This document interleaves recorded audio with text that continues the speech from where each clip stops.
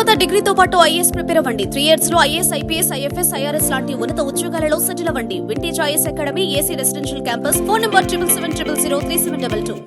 బందరు ప్రభుత్వ ఆసుపత్రిలో మందులు వికటించి 7 పిల్లలు అస్వస్థతకు గురయ్యారు. నాసిరకం మందులు పంపిణీ వల్లే ఈ పరిస్థితి ఏర్పడిందని, కమిషన్లకు కక్కుర్తిపడి జగన్ ప్రభుత్వం నాసిరకం మందులను పంపిణీ చేస్తుందని మాజీ మంత్రి కొల్లు రవీంద్ర ఆరోపించారు.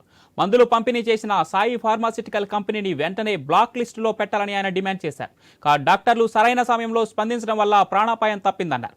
కరోనా టైంలో వైసీపీ నాయకులు బ్లాక్లో ఆక్సిజన్లు అమ్ముకున్నారని మాజీ మంత్రి కొల్లు రవీంద్ర ఆరోపించారు. మచిలీపట్నం ప్రభుత్వ ఆసుపత్రిలో చిన్నపిల్లలకి అమాక్సిలిన్ అనే ఇంజెక్షన్ చేయటం వల్ల తీవ్రమైనటువంటి అస్వస్థతకు గురైనటువంటి సందర్భంలో మరి ఈరోజు మాజీ పార్లమెంట్ సభ్యులు కొనకళ్ళ నారాయణరావు గారు మేమందరం కలిసి మరి వారిని పరామర్శించడం జరిగింది. ఇది చాలా చాలా దురదృష్టకరమైనటువంటి సంఘటన. ఇది పూర్తిగా ప్రభుత్వ నిర్లక్ష్యంగా మేము భావిస్తా ఉన్నాం.